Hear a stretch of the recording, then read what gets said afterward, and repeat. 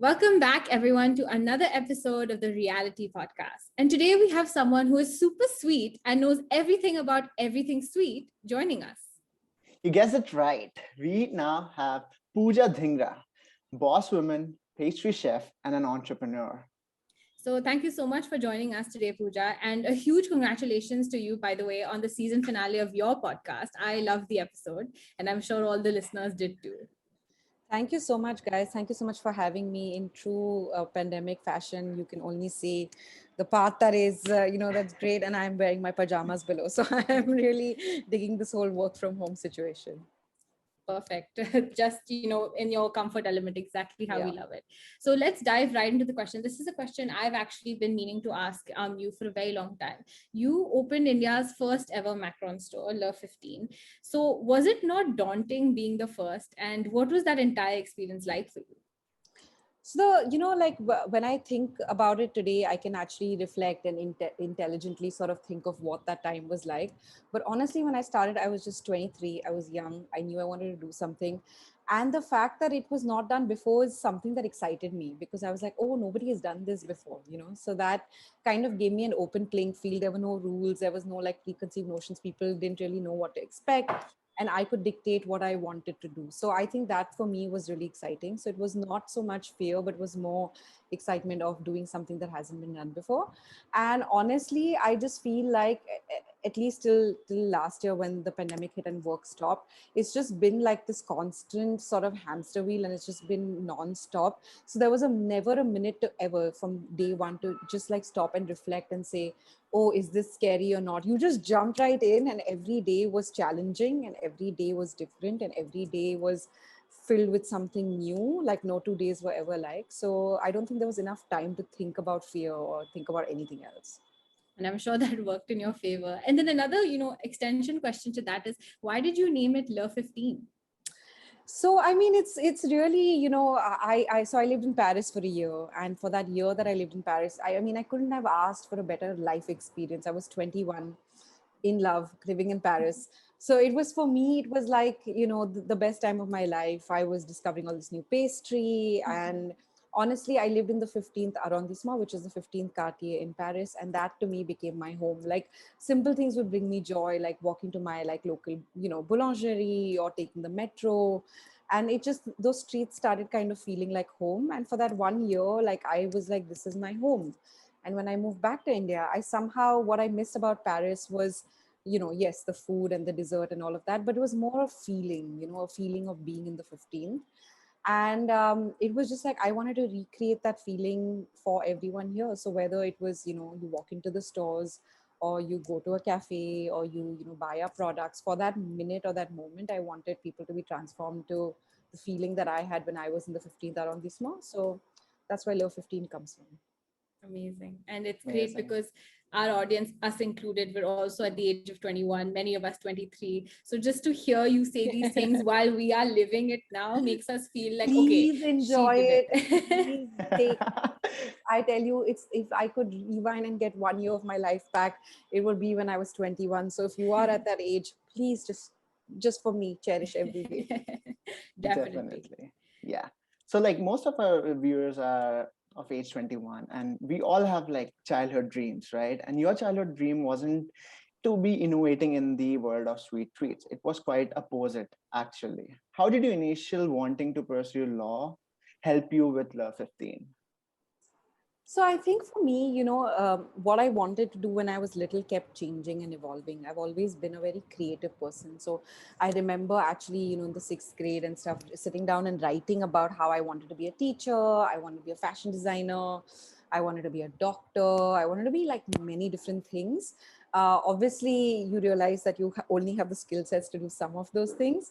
And while all of this was happening, I was always baking, but I never really thought of it as, something that could be a profession. It didn't exist when I was little. I didn't see chefs, other than some on TV. You didn't really hear of, who was actually cooking your food. It wasn't cool to be a chef. It wasn't a profession that most girls, took up. So somewhere down the line, I decided I wanted to do law. And where were we? At law. Yeah, so I thought I wanted to be a lawyer, and I went to law school for exactly 2 weeks. And I just knew, sometimes you just know instinctively and in your gut that something is not meant for you. And luckily, I've always been the one to make like really fast decisions when I know something's not right. I don't sit and think about it too much. I just like move on. And then I went and told my parents, I was like, I don't want to do this. The dream was to own a cafe and to have that sort of life. And they were extremely supportive. I think I've been very lucky in that manner. I wouldn't be here if they didn't like push me as much. And my parents said, okay, you want to do this, then you have to study. And then so I went, I went to Switzerland to study hospitality, and then found my way to Paris. Amazing.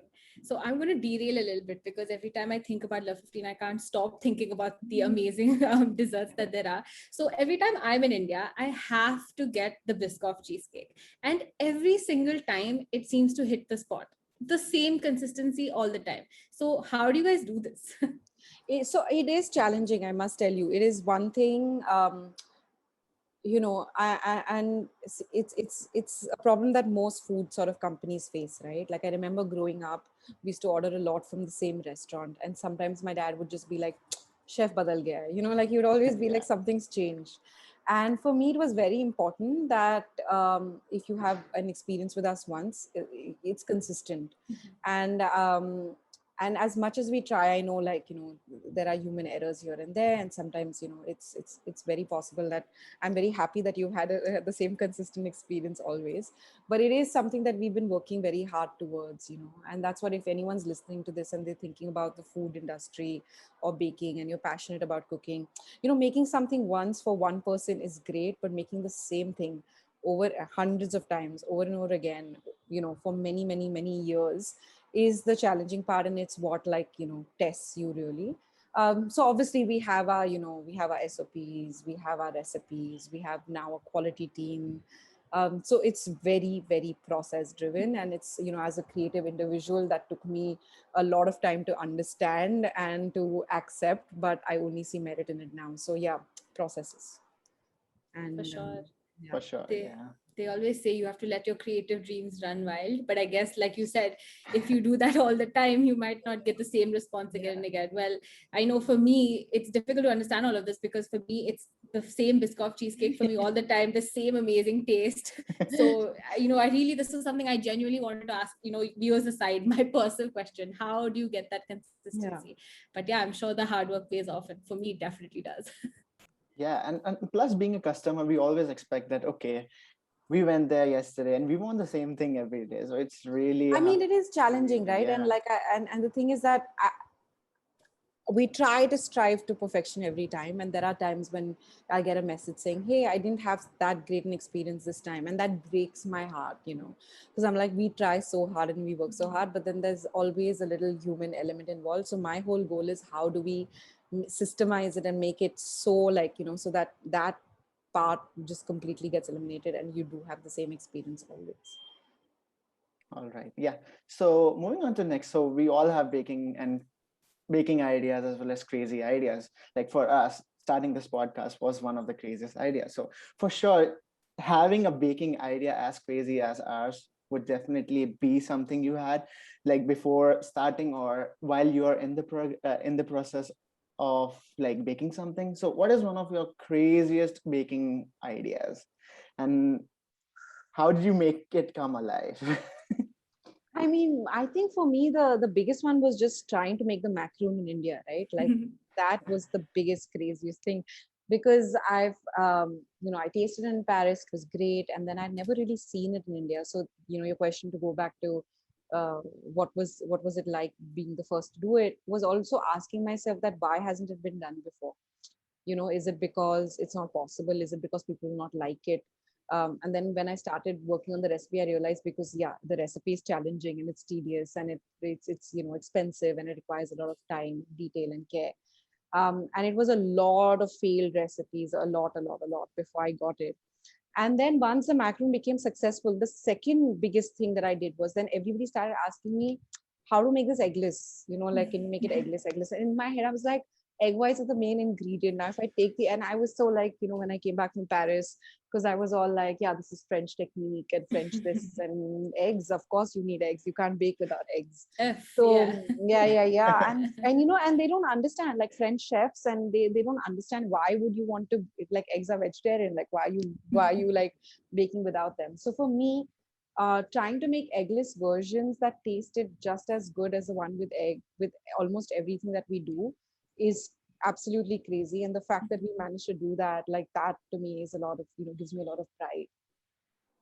All right. Yeah. Yeah, and that caters exactly to the Indian market. I was just thinking when you mentioned that macaroons are such nice, cute little small dessert pieces. And when you're in India, you're used to like heavy kaju katlis or like an entire bowl of halwa. So I'm sure it must have been, just to even do the market testing would have been like, will this same audience adopt something as cute and little and, delicious, all of course, but still small as a macaroon. So I'm sure that was great. And, for this question segment, I wanted to end off with, I think it's very inspiring that you started all of this at the age of 23. There are unfortunately so many people, we know, who are at this age who are still so confused. They know what they love, they know what they like, they idealize, a certain dream, but it takes a lot of effort to take the plunge and make that happen. So you've grown your dream into an empire now. So if you had the chance to go back to your 23-year-old or 21-year-old self, what advice would you give other than really enjoy it and live it to the best? I think that I think my 23-year-old self was very ambitious, probably more ambitious than I am today. Because I think that, the best thing that works with you when you're young is your lack of experience. Because I think that lack of experience removes all the barriers of, what is possible and what is not. So you don't even know that, oh, this is limiting and I don't think I would be able to do this. So I think that using that to your advantage is great. And I think what I would tell myself is to just have more belief in my own abilities, because I always, like, you have this self-doubt and you have this imposter syndrome and you have like, oh, am I really doing this, is it. So I think I would just go back and tell myself that you're doing a good job, just like have more confidence in yourself. Yeah, you got this vibes for Yeah. sure. So with that, we'll segue into the second part of our podcast. So this is more fun, just, a lot more youthful, like our audience likes. We like to call it the spill the tea segment, aptly because our You podcast Gen is Z, reality. I don't get you. I'm turning 35 in August, and for the first time in my life, I feel a generation gap. Don't worry, with this segment, we'll definitely fill that for you. It For has sure. all the different types of rapid fire round questions that Gen Zs love. So with that, it's just a bunch of fun, wacky questions. Try and answer as quickly as you can with all honesty, and I'm sure it'll be fun. So Done. let's Let's start. do this. Yes. Cool. All right. So I'll ask the first one. So if you had to eat one dessert every single day, Chocolate and caramel. All right. That was quick. easy. I thought about this a lot. Many times, I'm sure. All right. Macaron Queen or Betty Crocker of India? Your title of choice. Both. Together? Yes. So Macaron Queen, Betty Crocker. Cool. Sounds good. All right. Describe yourself as one of your best-selling desserts. Oof.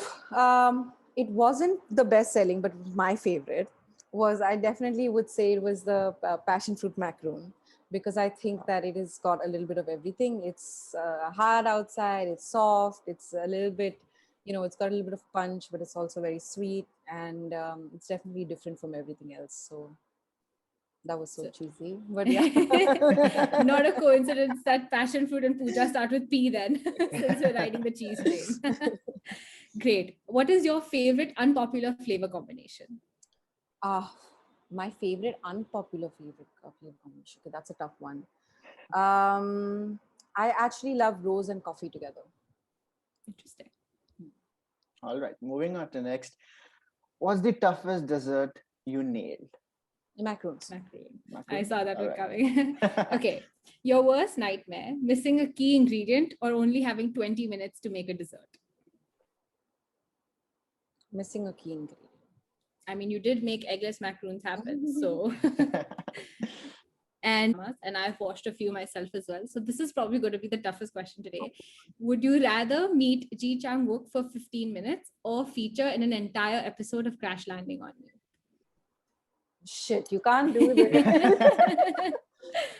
I'd meet him. Wow, that's some true love. Yeah. All right, moving on to next. So we all have watched baking shows. So if you had a baking show, what would you challenge the contestants in the first episode? I love like mystery baskets, I love like putting random ingredients together and being like, make something with it. So I'd probably do that. I'd probably take like really wacky ingredients that you don't associate with dessert, like onions or something like that.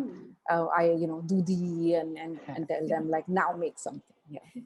Yeah, you do this on your Instagram as well. I've seen you do the Yeah. Instagram and we comment. Yeah, which is Yeah. amazing. It's a lot of fun to see. I Yeah. can't believe you made those cookies that day. I was so confused. I was like, what can you possibly make with those ingredients? But you pulled it off. It was fun.